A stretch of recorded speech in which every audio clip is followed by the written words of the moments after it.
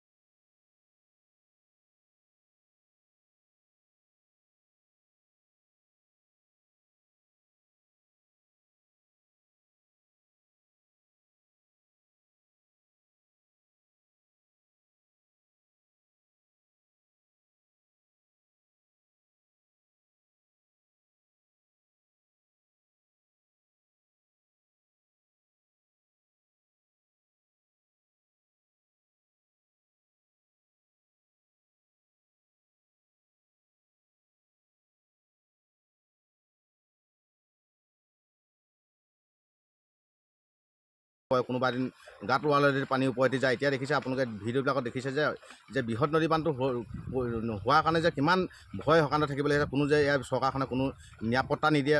অসমীয়া ধৰক অসমৰ মানুহক নিৰাপত্তা নাইকিয়া কৰিছে। আৰু দেখিছে বিজেপি চৰকাৰখনে অহা মাত্ৰকে যে বিজেপি চৰকাৰখনে ক্ষমতালৈ নহাৰ আগতে কৈছিলে বৃহৎ নদী বান্ধটো আমি ভাঙি দিম বুলি কৈছিলে কংগ্ৰেছ চৰকাৰ থকা টাইমটোত। কিন্তু যেতিয়া ক্ষমতালৈ আহিলে, ক্ষমতালৈ অহাৰ পিছত যে ক্ষমতা অপব্যৱহাৰ কৰি মানুহৰ লকডাউন টাইমত যে যিবিলাক মানুহৰ ঘৰৰ ভিতৰত বহাই নিৰ্মাণ কৰিলে, এতিয়া এনেকুৱা ধৰণৰ হৈছে। আৰু নিৰ্মাণ কৰি শেষ হ'ব মানে ধৰক সম্পূৰ্ণ শেষ হোৱাই নাই। কিন্তু বৃহৎ নদী বান্ধৰ এফালে পাহাৰ খহিছে, এফালে ধৰক পানী বাঢ়িছে, এফালে তাত মানুহ মৃত্যু হৈছে। কিন্তু সেই মৃত্যু সাধাৰণ মানুহ যেতিয়া তাত মৃত্যু হয়, তাত কিন্তু NSPC কৰ্তৃপক্ষই কিন্তু সেইবিলাক মানুহ লুকুৱাই ৰাখে। তাৰমানে কথাটো কি, সেইবোৰ মানে ধৰক নিউজৰ কাৰণে নিদিয়ে বা কিবা কৰিব নিদিয়ে, তাত এতিয়া মানুহ সোমাব দিয়া নাই। কিন্তু তাত এনেকুৱা কৰিছে, এতিয়া বৃহৎ নদী বান্ধটো এনেকুৱা এটা ভয়ংকৰ ৰূপ লৈ আছে নহয়, তাত কোনো মানুহ যাব দিয়া নাই, কোনো হেৰি কৰিব দিয়া নাই। আমি কিছুমান ভিডিঅ' আমি সংগ্ৰহ কৰিছোঁ। এই ভিডিঅ'বিলাক চাই আমাৰ গা কঁপনি উঠি গৈছে। কিন্তু এই চৰকাৰখনে কোনো যে এই মানুহৰ প্ৰতি নিৰাপত্তা নাই। মানে ধৰক মাজুলী, লখিমপুৰ, ধেমাজি মানুহৰ কোনো নিৰাপত্তা নাই। কিন্তু ভোটৰ স্বাৰ্থত সিহঁতে নিৰ্বাচনৰ আগমুহূৰ্তত অকল ফুটজাৰি মাৰি কথাবিলাক কয়। কিন্তু এতিয়া সিহঁতৰ দায়িত্ব সামৰিছে। এতিয়া হিমন্ত বিশ্ব শৰ্মাই সেইকাৰণে আমি অনুৰোধ কৰি কৈছোঁ, যদি পুনৰ এই বৃহৎ নদী বান্ধটো যদি আকৌ নিৰ্মাণটো সম্পূৰ্ণ শেষ হোৱাই নাই বা হ'বলৈ শেষ হৈ আছে, হ'বলৈ গৈ আছে। কিন্তু এই যে এই বৃহৎ নদী বান্ধৰ যে এটা যে বালিয়া শিলৰ ওপৰত যে নিৰ্মাণ হৈছে, সেই কথাষাৰ বিশেষজ্ঞ কমিটিয়েও কৈছিলে যে ইয়াত এইটো কোনো কাৰণে ইয়াত বৃহৎ নদী বান্ধটো নবহে। কিন্তু চৰকাৰে কোনো কথা গুৰুত্ব নিদি হিমন্ত চৰকাৰ যেতিয়া ক্ষমতালৈ আহিলে, এতিয়া হিমন্তই মতালি ভাগে লকডাউনৰ টাইমত গোটেই NSPCটো নিৰ্মাণ কৰি এতিয়া শেষ পৰ্যায়লৈ গৈছে। কিন্তু ইয়াত মানুহৰ নিৰাপত্তা নাইকিয়া হৈছে। মানুহৰ মানে ধৰক চকুত টোপনি নাইকিয়া হৈছে। কোন সময়ত কেতিয়া নদী বান্ধটোৱে ভাঙি মানুহৰ শুই থকা জেগাত পৰা নি ক'ত নিবগৈ, কোনো প্ৰাকৃতিক সৌন্দৰ্য নাইকিয়া কৰিব। মুঠতে এতিয়া এটা কথা, এই বৃহৎ নদী বান্ধটো আমি কৃষক মুক্তি সংগ্ৰাম সৈতে ভাঙি দিবলৈ আমি চৰকাৰক দাবী জনালোঁ। যদি সেই আমাৰ কথা নুশুনে, তেতিয়াহ'লে কিন্তু ইয়াৰ গণতান্ত্ৰিক আন্দোলন আগতকৈ মানে আগতে যেনেকৈ আন্দোলন হৈছিলে, তেনেকৈ আগতকৈ মানে ভয়ংকৰ আন্দোলন আমি গঢ়ি তুলিবলৈ সাজু থাকিম।